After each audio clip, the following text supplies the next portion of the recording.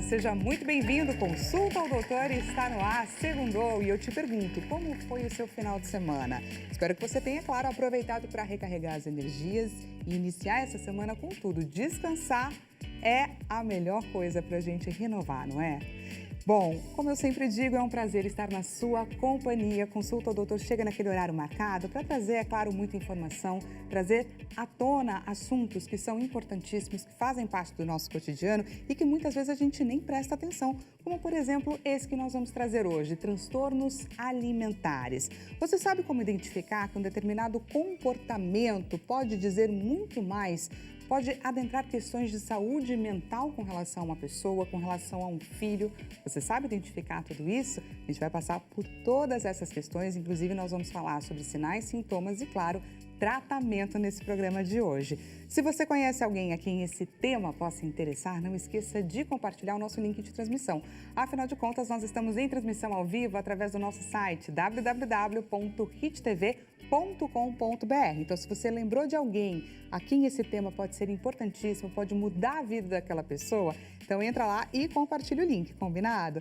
Lembrando também que esse programa é feito para você e também por você. Então, te convido a você fazer parte aqui do nosso bate-papo. Traga o seu relato, traga a sua dúvida. Caso você não queira se expor, fique tranquilo, a nossa produção vai tomar o maior cuidado com o seu nome, com as suas informações. É claro, a gente não vai deixar que ela seja revelada. Traga a sua história que a gente compartilha aqui, combinado? Manda ela para o 0 Operadora 11 3337 5886 e temos, é claro, a nossa clássica enquete acontecendo neste exato momento lá no nosso Instagram. Aproveita que o celular já está aí na sua mão, como sempre, e entra lá no @consulta ao doutor. Diretor, coloca pra gente a enquete na tela. Transtornos alimentares, fatores que mais interferem na sua opinião. Baixa autoestima associado aí ao uso das redes sociais, restrições financeiras junto com o ambiente familiar ou histórico familiar de transtornos alimentares. Ok? Entra lá e compartilha qual é, clica na opção que você considera que é a mais determinante. Antes de mais nada, gente, hoje é segunda-feira.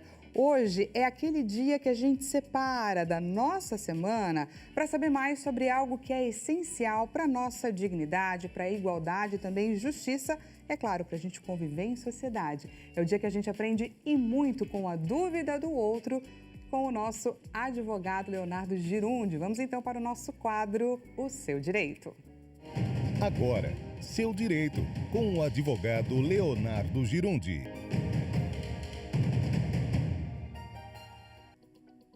Olá, olá, olá, que alegria! Tudo bem, gente? Como é bom estar aqui com você nessa tarde abençoada. Tenho certeza que o seu dia começou muito bem e se não começou, não perca a esperança. Saiba que o nosso Deus tem o controle de todas as coisas. Coloque a sua vida diante dele e confie nele que mais ele fará. Nós temos uma dúvidazinha, uma pergunta. Lembrando que esse programa, o que eu acho legal desse quadro é o seguinte, que ele é um quadro feito por você e para você. Você manda a sua dúvida, a sua pergunta e eu, Leonardo Girundi, respondo a sua dúvida. Então, você manda a sua dúvida jurídica, tudo aquilo dos seus problemas relacionados com o direito e que eu tenho o privilégio de poder entrar na sua casa e responder a sua dúvida. É muito legal. Então, faça aqui como a Adriana. A Adriana nos mandou uma dúvida lá de Salvador da Bahia. E ela mandou pelo WhatsApp, eu imagino aqui pelo WhatsApp. Então, anote aí o nosso WhatsApp. Vou te falar como você pode mandar a sua dúvida, a sua pergunta.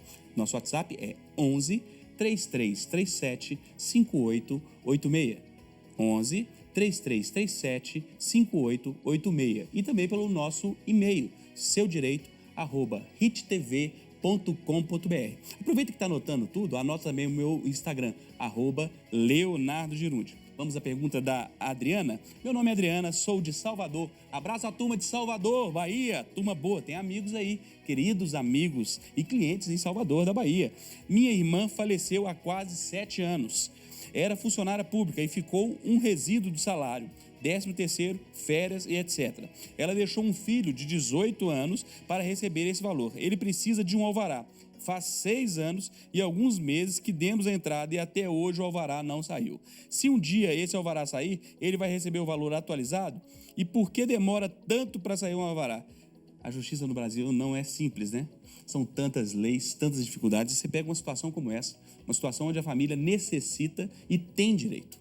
pessoa precisa, tem direito e muitas vezes a justiça fica lá cega, com os olhos vendados, né, e muitas vezes não resolve o problema da sociedade. Isso é um erro. A justiça tardia não é justiça. Aquilo que demora a ser atendido é um problema. Na realidade, é um problema. Alvará, esse tipo de ação, o caminho certo é esse mesmo. Mas esse tipo de ação, ela normalmente é muito mais rápida. Porque é só pedir o alvará, comprovar ali que a pessoa é filho, quer dizer, existe o laço do parentesco, que não tem mais ninguém para receber e que a pessoa recebe. Então, provavelmente existe alguma coisa errada. O que eu aconselho que você faça? Você deve ter um advogado que cuida disso e peça a ele informações do processo. Outra coisa que você pode fazer é ir lá na secretaria. Vai lá na secretaria, acompanha o seu advogado, vai na secretaria, conversa com a secretária, peça um dia para conversar com o juiz, é o que nós chamamos de despachar. Você pode despachar com o juiz e falar assim, ô juiz, tem um caso aqui que nós precisamos só da liberação de um alvará. É um caso que normalmente é rápido. Então, se está demorando 7 anos, eu aconselho que você vá pessoalmente lá, porque tem algo errado e isso deveria já ter sido liberado, tá? Infelizmente, o único caminho que nós temos é a justiça. Nós falamos sempre aqui, aquilo que você não precisa levar na justiça, você não leva na justiça, tá? Mas nesse caso aqui, infelizmente, você precisa da justiça, você tem direito e eu tenho certeza que com um pouco mais de insistência, você vai conseguir atingir o seu direito, tá bom? Um grande abraço e faça como a nossa amiga. Nos mande sua dúvida e pergunta que eu vou te responder. Até a próxima, breve. Tchau, tchau. Seu Direito, com o advogado Leonardo Girundi.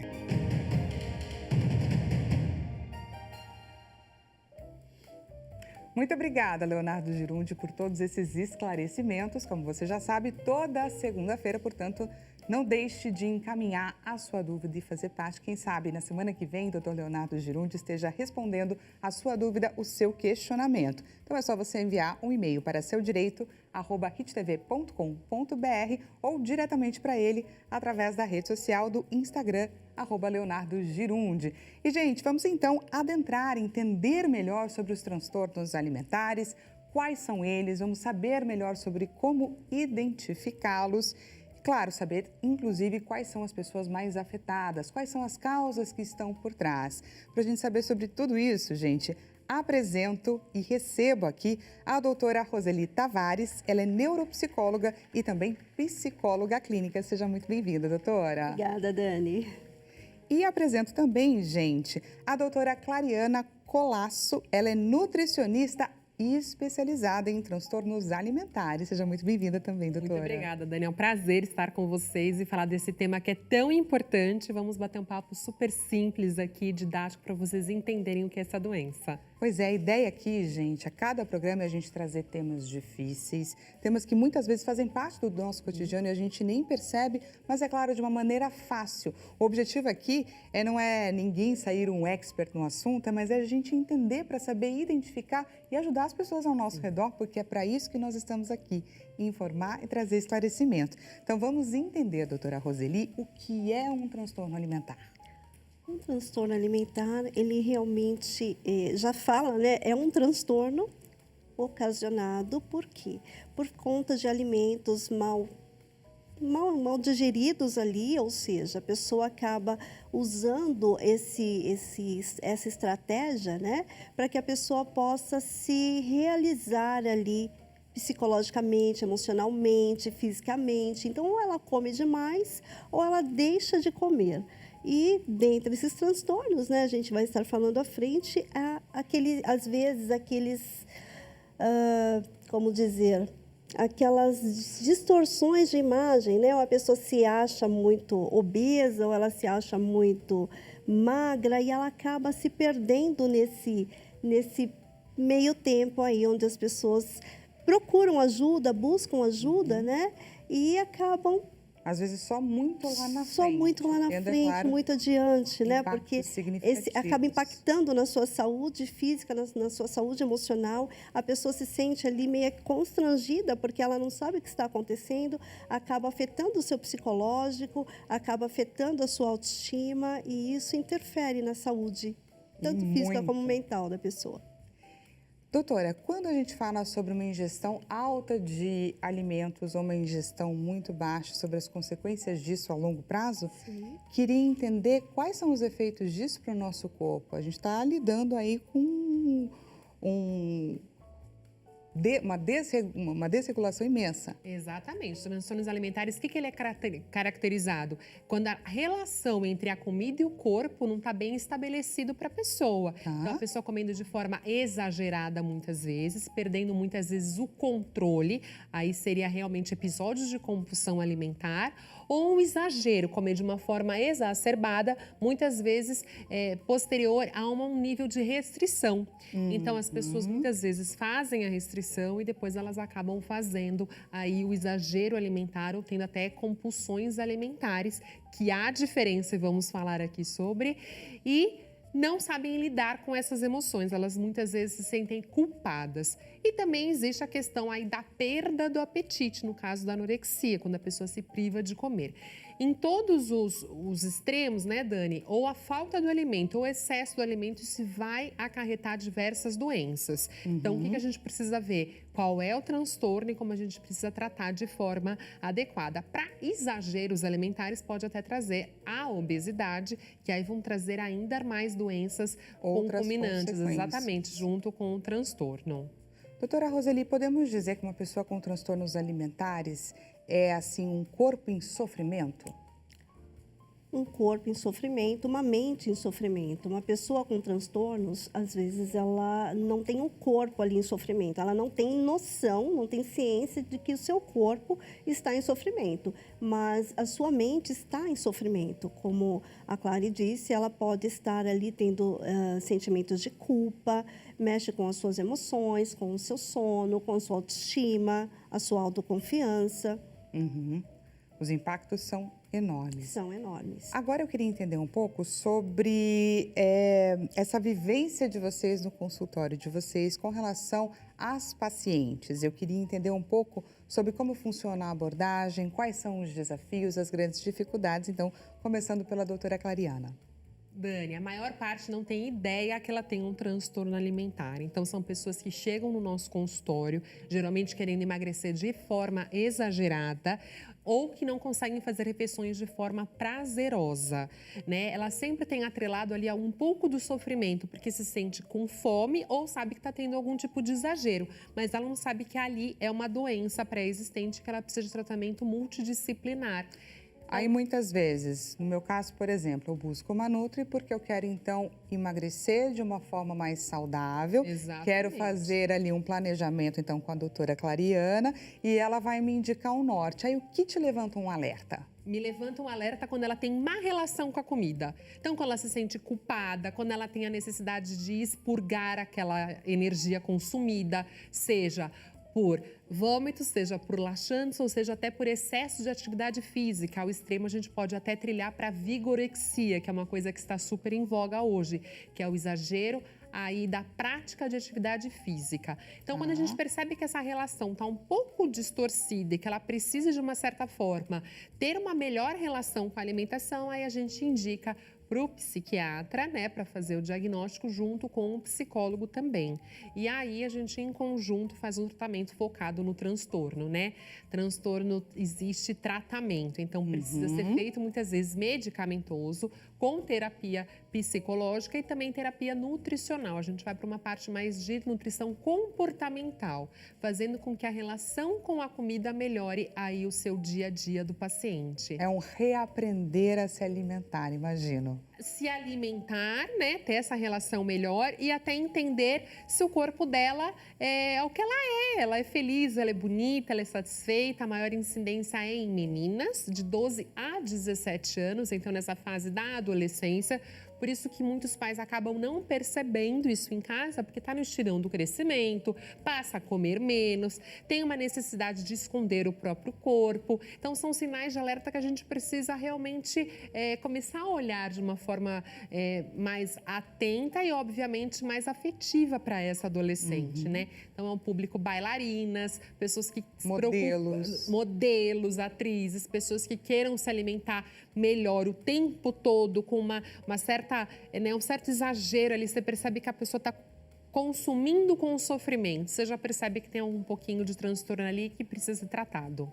Doutora Roseli, compartilha com a gente um pouco dessa sua vivência em consultório. Ela já trouxe um pouco do público que é mais atingido, mas imagino que, de repente, quando uma menina dessa, ou até um menino, enfim, chega ao seu consultório, ele já veio encaminhado. Como é que funciona, assim? Ele já sabe mais ou menos que se trata de um transtorno, ou existe todo um caminho que você faz para chegar nisso, para identificar também?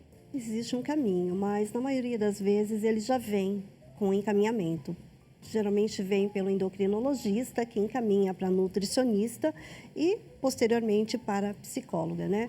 Então, essas pessoas já vêm com alguns transtornos apresentados ali ao médico, ou por excesso de comida, ou por falta dessa comida. Então, ela chega para mim com uma distorção de imagem, uma baixa autoestima. Ela geralmente se acha obesa e está abaixo do peso. Então, nós precisamos entender ali o que levou aquela pessoa a chegar a esses pensamentos, entender ali a trilha desses pensamentos, quais são os gatilhos que levaram essa pessoa a esses pensamentos negativos. Porque é muito pessoal, cada caso é um caso. Cada caso é um caso. Às vezes são situações de separação de pais, de abusos, situação de bullying. Então, são várias situações. Cada caso é um caso. Muitos bullying sofridos em casa, né, doutora? Em casa. Então, a minha filha é gordinha, a minha filha para de comer, menina, você está comendo muito, você está ficando gorda, ninguém vai te querer, você é feia. Acontece isso dentro de casa muitas vezes. E aí a criança ou adolescente que já tem essa predisposição genética à doença psiquiátrica, ela vai, infelizmente, acabar por esse caminho, né? Porque uma coisa é o amigo falar, a amiga falar na escola, outra coisa e outro peso é quando vem de um pai ou de uma mãe. Principalmente a mãe, né, Dani? Principalmente a mãe que muitas vezes está insatisfeita com o seu próprio corpo. Então, mães que estejam insatisfeitas com o seu próprio corpo e fazem dietas restritivas, geralmente acabam passando isso para as crianças, principalmente as meninas. Então, a gente tem que trabalhar com toda a família, não só essa criança, ou adolescente ou jovem, mas também os pais dessa pessoa. Muito bacana. Gente, temos pergunta da nossa audiência. Por favor, diretor, pergunta na tela. Pergunta do Pedro, aqui de São Paulo, SP. Boa tarde a todos. Traumas da infância relacionados a alimentos influenciam para o resto da vida? E olha só, eu gostei que o Pedro trouxe para o resto da vida. Vamos começar a responder o Pedro, então, com a doutora Roseli. Vamos lá. Pedro, na verdade, existe hoje a psicoeducação. Então, nós podemos fazer ali, trazer melhores condições através das psicoterapias. É possível, sim, ter uma reeducação alimentar, é possível a gente ter ali um outro norte, buscar entender aquilo que o levou a passar por essas situações na infância. Assim como a doutora Clariane disse agora, situações de traumas, às vezes, ainda ali sofridos na sua infância, quando às vezes, sem querer, o pai, a mãe, o amiguinho mais próximo, acaba rotulando essa criança, rotulando essa pessoa com nomes pejorativos, gordinha, barrigudinho, olha a pancinha, e vão brincando, e sem querer, isso vai afetando a saúde emocional dessa criança que cresce com essa restrição, vamos dizer assim, em relação às outras pessoas, ele se sente diminuído, se sente ofendido, e aquela pessoa que está fazendo não se dá conta de que isso vai gerando um problema psicológico cada vez pior. Então, esse adolescente passa a usar, às vezes, blusas, moletom, para cobrir se um pouco gordinho, né? Cobrir aquela sua aparência, sente vergonha, sente frustração, sente realmente essa baixa, essa queda de autoestima. Traumas são traumas, né, Dani? Então, eles precisam ser tratados. Então, se houve aí um trauma em relação à alimentação, e hoje em dia a gente sabe que até a introdução alimentar, aliás, até antes da concepção dessa criança, a relação que a mãe tem com esse feto já traz problemas futuros, sim. Então, é bom todas as pessoas que desejam engravidar já façam esse trabalho de conscientização do próprio corpo e dos próprios alimentos, né? Que a alimentação precisa ser feita de forma saudável, moderada, equilibrada e sempre prazerosa. Agora, passou por algum trauma, tem essa necessidade, vá procurar acompanhamento, que para isso tem tratamento. E, por exemplo, doutora, puxando um pouquinho o gancho da pergunta do Pedro. Pedro, muito obrigada pela sua participação. Espero que, inclusive, as nossas doutoras tenham te respondido. Mas, puxando o gancho dessa pergunta do Pedro, pode existir o caso de pessoas ali no auge dos seus 40, 50 anos que passem a identificar com maior clareza comportamentos que tenham sido estimulados por algo lá de trás? Sem dúvida, principalmente em relação a alimentos que não comiam, alimentos que acham que engordam e, na verdade, não engordam, né? Nenhum alimento de forma isolada tem o poder nem de emagrecer e nem de engordar alguém. Então, essas crenças limitantes em relação à alimentação vêm de tudo que você já viveu. Então, às vezes as pessoas falam assim para mim em consultório, é claro, eu engordo muito porque eu gosto de comer arroz e feijão. Eu engordo muito porque eu gosto de comer frutas. Isso são crenças que a pessoa vai ali adquirindo que ela não tem muita percepção, que na verdade isso não engorda, isso é comida de verdade. O que engorda é a pessoa comer a mais ou a menos. Então, por isso que a gente precisa sempre buscar um diagnóstico e saber entender, né, ter empatia com esse paciente para realmente tratar da melhor forma. E o quanto antes, gente, melhor. Porque, como eu disse agora, de exemplos, 40, 50 anos, essa pessoa poderia ter tratado lá atrás e ter tido aí uma qualidade de vida muito mais interessante, muito melhor. Portanto, é importante a gente se observar e observar a quem nós estamos ali cuidando dia a dia. Vamos então, gente, adentrar um pouco mais cada um deles. Eu trago aqui 3, mas a gente vai começar. Diretor, coloca na tela, por favor, o nome do primeiro transtorno que a gente vai aprofundar um pouquinho mais. Compulsão alimentar. Doutora Roseli, explica pra gente, aos olhos da neuropsicologia, como que o cérebro funciona diante de um transtorno como esse, no corpo de alguém que sofre uma condição dessa. O corpo, ele trabalha, né? A mente trabalha por recompensa. Tá. E a pessoa, ela entende que ela precisa ser recompensada por aquilo que ela está fazendo. Então, como recompensa, como prêmio, ela acredita que comendo cada vez mais, ela está fazendo bem para si mesma. Ela vai comendo, ela não se dá conta que aquela comida está exagerada e ela vai se beneficiando. Vamos dizer, uma pessoa que se ama, que se cuida, que vai para a academia, que quer malhar, ela está se cuidando daquela maneira. Desde que aquilo não seja exagerado, aquilo é permitido. Da mesma maneira, a compulsão alimentar. Todos precisamos nos alimentar, mas nós temos que ter ali a sabedoria, né? Saber ali, ter ali, assim como a Clariane falou já, um controle, um domínio sobre a alimentação. Nenhuma alimentação faz mal, mas tudo aquilo que é em excesso, tem gente que fala, mas eu estou malhando e eu como pizza. O problema não é o comer a pizza, mas sim a quantidade que você está ingerindo, as vezes que você tem consumido aquilo. Então, a alimentação saudável existe, mas eu nunca vou poder comer uma pizza, eu nunca vou poder tomar um refrigerante. Não é adequado ficar tomando refrigerantes, né? Mas tem que ter um contexto tem alimentar, que ter um contexto alimentar. Eu não vou falar que eu não vou passar um final de ano e não vou tomar um copo de refrigerante. Então, tudo que é compulsivo gera um efeito reverso. Um efeito reverso. Clariana, aqui a gente tem uma questão da culpa associada, não tem? Exatamente. Então, para a gente caracterizar a compulsão alimentar, o que a gente precisa, Dani, de 3 fatores muito importantes. Primeiro, eu preciso comer uma quantidade enorme de comida. Comida, doce, seja lá o que for.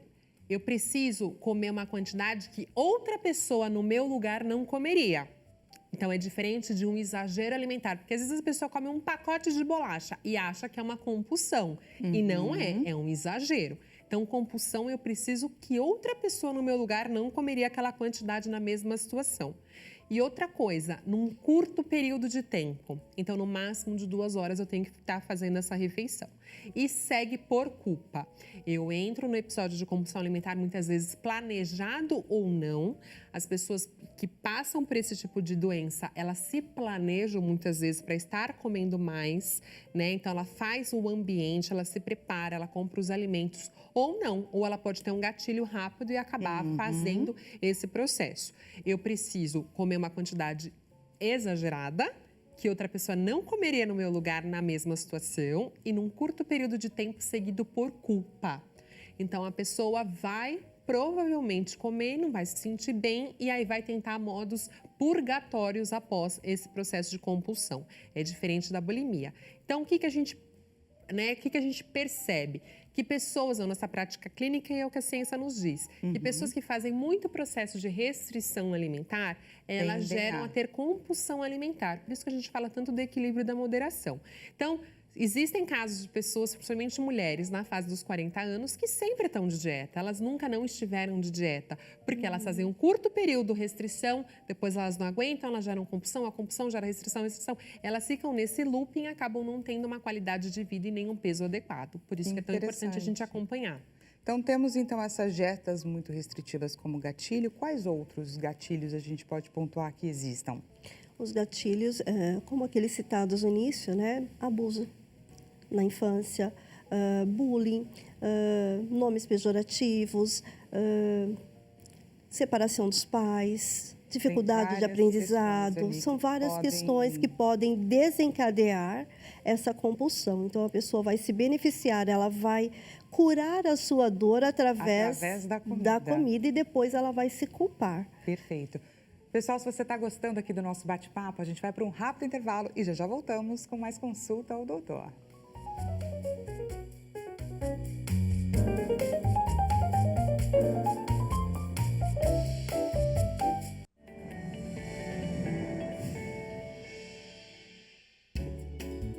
Seja bem-vindo mais uma vez. Consulta ao doutor está de volta, gente. E hoje estamos batendo um papo interessantíssimo e importantíssimo também a respeito dos transtornos alimentares.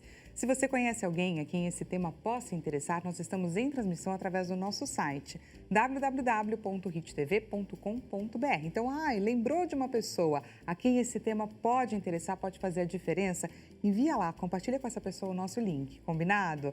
Fora isso, estamos, é claro, com o nosso canal de comunicação aberto para receber o seu relato, para receber a sua dúvida. Envie para a gente a sua mensagem para o 0 Operadora 11 3337 5886 e temos a nossa clássica enquete em seus minutos finais que vão aí daqui a pouco ser comentada, pelas nossas doutoras que estão aqui com a gente. Diretor, coloca para a gente a nossa enquete na tela. Essa enquete, gente, está acontecendo neste exato momento lá no nosso Instagram, no @consultaodoutor. Transtornos alimentares, fatores que mais interferem, na sua opinião, uma pessoa com baixa autoestima e influenciada, é claro, pelas redes sociais, restrições financeiras junto com o ambiente familiar ou histórico familiar de transtornos alimentares. Estamos, é claro, aguardando a sua contribuição, combinado? Para você que chegou agora, vou apresentar as nossas doutoras que estão aqui dando uma aula para a gente de autoconhecimento, eu diria. Olha só, gente, estamos aqui conversando com a doutora Roseli Tavares, que é neuropsicóloga e também psicóloga clínica, e também com a doutora Clariana Colasso, que é nutricionista especializada em transtornos alimentares. Nós estávamos, gente, no primeiro bloco, adentrando ainda, começando a falar sobre a compulsão alimentar. E agora a gente vai dar sequência, porque eu queria entender um pouco sobre os reflexos, né, os impactos de uma pessoa que tem compulsão alimentar. Quais são os impactos para o corpo? Estamos falando aqui de pessoas obesas? Muitas vezes sim, né? Porque é como come grande quantidade, pelo menos aí umas 2 a 3 vezes por semana, comendo grande quantidade, acaba aí desencadeando um ganho de peso repentino. Agora, a obesidade pode também trazer diabetes, colesterol alto, todas essas doenças que fazem parte aí junto da obesidade, né? As doenças cardiovasculares. E não só para a questão do físico, mas também para as emoções, né? Então, pode ter gatilhos aí de ansiedade, depressão, tudo isso atrelado ao transtorno. Então, tudo junto vai se piorando, né? Então, não é uma pessoa que é uma pessoa ansiosa, uma pessoa depressiva ou uma pessoa que exagera muito. Não, uma pessoa que exagera muito e que tem essa ansiedade, tem um nível de depressão, que tem baixa autoestima, tudo isso vai piorando aí a qualidade de vida do nosso paciente. Então, por isso que a gente está com o olho bem aberto e dá todo o suporte necessário. Bem aberto, isso daí é um fato. Doutora Roseli, queria que você trouxesse para a gente um pouco sobre os desafios do diagnóstico. Como que funciona para diagnosticar que uma pessoa está sofrendo por compulsão alimentar? Esse diagnóstico pode ser feito no consultório através da própria anamnese. A pessoa vai trazendo as situações, ela vai relatando aquilo que ela está vivenciando, a dificuldade do sono, às vezes o ronco excessivo por conta do sobrepeso, a necessidade de levantar, às vezes, durante algumas vezes e buscar por comida, a pessoa tem pesadelos, a pessoa sonha com a comida, a pessoa ela deixa de fazer atividades que tragam prazer, estar em família, sair com amigos, para estar em ambientes mais restritivos a alimentos, né? Então, se você convida a pessoa para ir num parque, ela não quer, para ir no cinema, ela não quer, mas para ir a um restaurante, ela não se dá conta, ela não se percebe em relação à quantidade, então ela coloca quantidades exageradas no seu prato e tudo isso vai trazendo, sim, assim como a doutora falou, vai trazendo ali os problemas não somente físicos, como também os emocionais, porque a pessoa vai se sentindo hostilizada, ela vai se sentindo culpada, ela vai se sentindo inferiorizada em relação às outras pessoas e ela deixa de viver. Ela vai se isolando e isso pode levar a uma depressão. A pessoa ela busca se isolar e busca trazer aquilo que traz o quê? Satisfação para a sua vida. E a satisfação para a pessoa é o alimento, é a comida. E muitas vezes é imperceptível, né? A pessoa acaba, muitas vezes, no consultório de nutrição é muito mais simples da gente perceber, porque a gente trabalha com diário alimentar.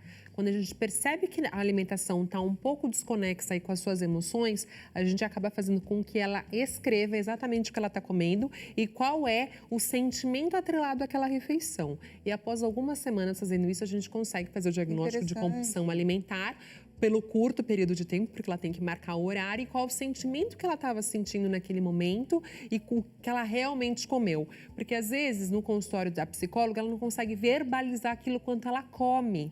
Sim. E no consultório da nutricionista, quando ela não vai perdendo peso, ela vai precisando mastigar aquilo, né, de forma muito digerir e explicar, literalmente explicar ali para a nutricionista onde estão ali as falhas dela. E muitas vezes ela não percebe, ela acha que é um exagero, como muitas vezes a gente faz no nosso dia a dia e acaba se tornando episódio. Então a gente consegue diagnosticar pelo diário alimentar. E não é fácil, né? Às vezes a pessoa não tem noção que ela come 7, 8, 11 pedaços de pizza. Ela fala, eu como pizza todas as sextas-feiras com minha família. E aqui na capital é muito comum, né? O dia da pizza... Reunir a exatamente, família. É um momento social, uma delícia, faz parte. Mas ela não se dá conta de quanto ela come. E muitas vezes acaba sendo vergonhoso ela realmente assumir essa quantidade. Então a gente vai trabalhando bem minuciosamente até chegar aí a clareza do diagnóstico. Acho que é mais fácil no consultório de nutrição. Sim. Por essa questão dessa vergonha que a pessoa sente, como que funciona esse momento de contar para o paciente, olha, você está vivendo isso? Qual é a estratégia que você costuma adotar? Desde a primeira consulta, eu sempre pergunto para o paciente, eu preciso que você esteja aqui 100% comigo. Então, eu preciso da verdade. Você quer ser tratado? Você quer buscar ajuda? A pessoa precisa querer. Não adianta ela ir na nutricionista, não adianta ela buscar um auxílio psicológico se ela não quiser. Porque ela vai sair de lá com o cardápio da nutricionista e ela não vai conseguir fazer. Ela vai sair de lá com as atividades de psicodinâmica, psicoeducação, reeducação alimentar, trazer em si ali, trazer a pessoa, né, a reflexão, mas a pessoa não vai conseguir refletir porque ela está tão cega nesse momento que para ela faz como algo automático, como dirigir. Ela entra no carro e liga o carro e sai. Imagino que seja uma ficha que cai, né, para a pessoa. Exatamente. É uma autoavaliação ela que não ela faz por maldade. Então, sim. ela chega, ela senta, quando ela vê comida, ela come. O cérebro da pessoa trabalha por recompensa. Ela já desenvolveu isso. Então, fica mais difícil. Ela precisa de uma ajuda e nós precisamos reeducar essa pessoa, trazer exatamente, como você disse, você tem feito isso? Você tem medido a quantidade de comida? Quais são os gatilhos que te levou? Passou nervoso? Passou alegria, tristeza, dificuldades? Quais foram as dificuldades? Às vezes a pessoa passou tanta dificuldade financeira no passado que quando ela tem uma condição melhor, ela Agora fala, vou comer tudo aquilo que eu não comi. Então, tudo isso está relacionado. A gente precisa entender a causa para a gente poder começar ali a trazer essa reeducação, ajudar essa pessoa a se enxergar, a se olhar, trabalhar com cartões de enfrentamento, mostrar para ela que é possível, quais são os pontos altos, os pontos fortes dessa pessoa. Pode falar. Você sabe, Dani, que no consultório de nutrição isso é muito mais tranquilo. Eu vou explicar o porquê. Às vezes os pensamentos, os sentimentos dela, as emoções dela estão tão reprimidas que quando ela acha um diagnóstico, parece que vira a chave. E aí ela entende que existe tratamento.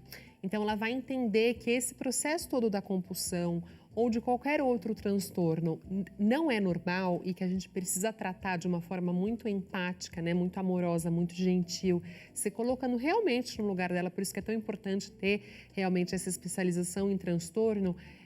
Ela entende que aquilo vai fazer um bem tão grande para ela. Então, muitas mulheres com 40, 50 anos falam: eu tento emagrecer a vida inteira e não consigo. Na hora que você começa a tirar a restrição, tirar as objeções, quebrar as crenças limitantes em relação a dela, entender que existe sofrimento ali, existe tratamento para isso, é uma virada de chave que a mulher realmente voa. Demora a se aceitar, mas depois que aceita, ela vai ter uma qualidade de vida infinitamente maior e melhor. Que bacana. Imagino que você que esteja aí nos assistindo deve também estar com essa sensação. Que bom, é importante a gente reconhecer esse comportamento, mas saber também que há caminhos para que você encontre aí uma orientação de boas profissionais. E é um tratamento, gente, que imagino que seja multidisciplinar, certo? Exatamente, para o resto da vida. Para o Você precisa resto de uma da boa vida. nutricionista, uma boa psicóloga, você precisa de psiquiatra, né? A gente precisa desmistificar que psiquiatra é médico de louco, isso não existe mais, principalmente nos tempos que a gente tem vivido. A gente sabe que são doenças psíquicas e que precisam de ajuda muitas vezes medicamentosa. Então, por isso que é importante ter inclusive educadores físicos também fazem parte de uma boa equipe multidisciplinar para transtornos alimentares. Também, né? O endócrino, muitas vezes endócrino também. Da hipertensão, às vezes. Para acompanhar Para todos os acompanhar a impactos parte daquilo que foi física da feito ao pessoa longo de também. anos. Sim. Perfeito. Vamos então, gente, conferir o segundo transtorno alimentar. Por favor, diretor. Vamos falar agora sobre anorexia nervosa. Esse daí é praticamente o contrário da compulsão. É isso, doutora Roseli? Exatamente. A pessoa, ela tem um transtorno, um desvio de imagem, né? Então, ela olha no espelho e ela vê algo que não está acontecendo. Ela sempre vai se achar gordinha, vai sempre se achar, vai sempre buscar algum defeito, ela sempre vai exaltar o negativo e diminuir ali o seu positivo. Uma pessoa assim, geralmente, ela já vem com indícios de depressão. Então, ela consegue se ver sempre com um peso além daquele que ela tem. Por isso que ela vai buscar sempre uma forma, né, de sempre buscar na cabeça dela do padrão ideal, estar né? em forma. Às vezes né? ela nem tem a distorção da imagem corporal, mas ela tem a distorção do que é belo. Então, às vezes ela sabe que ela é magra, ela está extremamente magra, né? A gente tem um padrão de anorexia, a pessoa precisa realmente ter o IMC abaixo de 18,5, precisa ter uma menorreia, ou seja, a ausência da menstruação. Então, são muitas coisas que fazem, principalmente na fase da adolescência, confundir, né? Às vezes ela não menstruou ainda porque os hormônios dela sexuais não estão desenvolvidos porque ela não come comida, ela não come gordura e a gordura é fundamental para a regulação hormonal. Então, muitas das nossas adolescentes sofrem por conta disso. Então, às vezes ela até sabe que ela tá magra, né, doutora?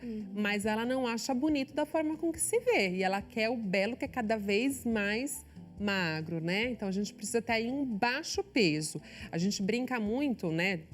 Brincar com uma palavra feia, né? Mas a gente usa muito esse trocadilho que toda bulímica, o sonho dela é se tornar anoréxica, que é ao baixo peso. Muitas vezes ela não consegue aí por ter a quantidade de comida muito grande sendo consumida. Agora, a anorexia, eu preciso ter a restrição alimentar.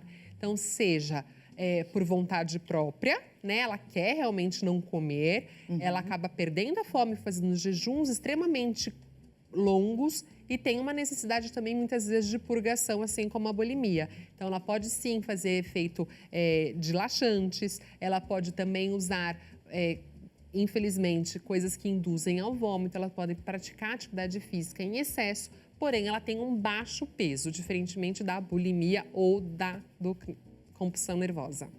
E esse baixo peso, essa baixa ingestão de alimentos podem trazer sérios riscos à saúde, inclusive risco de morte. Inclusive risco de morte, principalmente pela questão da desidratação. Então é muito comum a gente ver os adolescentes aí que não estão se alimentando bem, se hidratando bem, sofrerem principalmente por conta da desidratação, principalmente quando tem o vômito ou os efeitos laxativos no seu dia a dia, né? Então acaba diminuindo aí os eletrólitos, acaba tendo um problema de desidratação gravíssimo. E fora toda a perda do desenvolvimento, acaba tendo baixa estatura muitas vezes, acaba também os hormônios sexuais não se desenvolvendo da forma adequada, acaba tendo a amenorreia, que é a ausência da menstruação, ou seja, só tem prejuízos para essa pessoa. E qual é a forma de tratamento da anorexia? Trabalhar os cartões de enfrentamento, trabalhar a realidade, né? A pessoa precisa entender quem ela realmente é, ela precisa identificar quais são os seus valores, o biotipo familiar. Muitas dessas jovens, às vezes, buscam onde? Nas redes sociais, naquele ídolo, né? Que elas têm, aquela moça, que acaba sem aquela forma do corpo perfeito. Hoje se fala muito em cirurgias plásticas para chegar nesse corpo perfeito, mas nem sempre é assim. A cirurgia plástica, ela vem atrelada de drenagens, de malhação, de alimentação. Então, a pessoa chega naquele padrão somente por uma cirurgia. E é onde elas se distorcem, se perdem, né? É onde acontece essa distorção. Exatamente. E aí elas acham que comendo numa quantidade de repente menor, então já que eu ingeri, eu vou chegar a esse ponto, né? Vamos então, gente, dar uma olhada na terceira e última forma de transtorno alimentar. Por favor, diretor. Vamos falar agora, gente, sobre a bulimia nervosa. Comenta comigo, doutora Clariana, qual é a característica de uma pessoa que sofre de bulimia? Aqui eu tenho a retirada de fato do alimento que eu ingeri? Eu tenho uma necessidade de expurgar, então eu faço o consumo dos alimentos de forma descontrolada, assim como a compulsão, porém não é em tanto volume, geralmente são vezes maior fracionados ao longo do dia, né? Então a pessoa acaba comendo muitas vezes, também seguido muitas vezes por restrição. E aí eu tenho a necessidade também, existe a questão da culpa, não tão aflorada, porém ela vai ter essa necessidade de expurgar. E aí, seja por laxante, seja por a indução ao vômito, seja até por atividade física excessiva. Então, ela quer perder peso, ela não se controla da melhor forma em relação à alimentação, então acaba comendo mais do que se deve ou fazendo episódios de restrição também. Então, é comum ela migrar, né? Faz jejuns altamente prolongados, depois ela vai lá e come muito mais do que se deve, aí ela vai lá, é cíclico. Aí ela quer expurgar aquela energia ingerida e com sentimentos ruins, né? Ela não tem boa relação em relação à alimentação. Porém, diferentemente da compulsão alimentar, que não tem essa necessidade expurgatória e também são maiores volumes. A bulimia fica ali no meio termo. Aqui acho que existe uma grande dificuldade do paciente identificar que tem, obviamente, mas principalmente de contar para alguém o que ele faz. Ele identifica, obviamente, que aquilo não é o correto, mas eu acho que para ele chegar e ter a cumplicidade com o seu psicólogo, enfim, para expor, ele já está em sofrimento. Já. E às vezes ele acha normal, né, doutor? Ele acha normal. Tipo, encontrei um caminho. Encontrei um caminho, comi muito final de semana, vou fazer um detox na segunda. Não é o que se vende por aí? Está em sofrimento o corpo, né? O corpo está em sofrimento porque não é normal, né? A gente colocar, o corpo já está. Os órgãos já começam a ser afetados nesse momento. Mas é isso que você está dizendo. Para a pessoa, emocionalmente, ela se sente culpada e ela sente o quê? Prazer e satisfação no que ela consegue expurgar. Então, essa pessoa acha que está tudo normal. Está tudo normal. Esse é o grande problema, gente. Mas todos os tipos de transtornos alimentares que a gente está trazendo aqui para vocês, eles têm tratamento sim. E vamos, gente, conferir o resultado da nossa enquete. Por favor, diretor, resultado na tela. Transtornos alimentares, fatores que mais interferem, ganhou aí a alternativa baixa autoestima com redes sociais, que a gente comentou aí bastante ao longo do programa, né? Essa distorção que a gente tem imposta, é claro, por essas redes que trazem aí uma realidade um pouco difícil de ser alcançada. É a busca pelo perfeito, né? Exato. Então, assim, cada vez mais imagens manipuladas, os filtros que, graças a Deus, vão ser banidos, né, a partir de 2025, e toda essa cultura aí, o corpo ideal. O que que é o corpo ideal, né? Então, é um corpo saudável, É um corpo corpo com saudável. prazer, equilibrado, que coma todos os grupos alimentares sem fazer restrição, a não ser que seja necessário por alguma doença, alguma intolerância, enfim. Mas a gente sempre vai falar aí de uma alimentação saudável. Que é importantíssimo. Agradeço demais, gente, a participação de vocês aqui. Foi bastante esclarecedora. A gente trouxe aqui para vocês diversas provocações. Se vocês gostaram do nosso programa hoje, gostaram das nossas doutoras, vou aproveitar para passar as redes sociais delas. Doutora Clariana Colasso, o Instagram, @Clariana Colasso, e também ela está disponível para vocês acessarem os conteúdos dela no YouTube, Clariana Colasso. Doutora Roseli Tavares, neuropsicóloga, o Instagram dela, psicóloga Roseli Tavares. Mais uma vez, gente, muito obrigada, viu, pela presença de vocês aqui hoje. Espero, é claro, que vocês tenham gostado também, gente. Desejo, é claro, uma excelente semana. A gente volta a se encontrar nesse mesmo horário amanhã, combinado? 16 horas. Até, gente.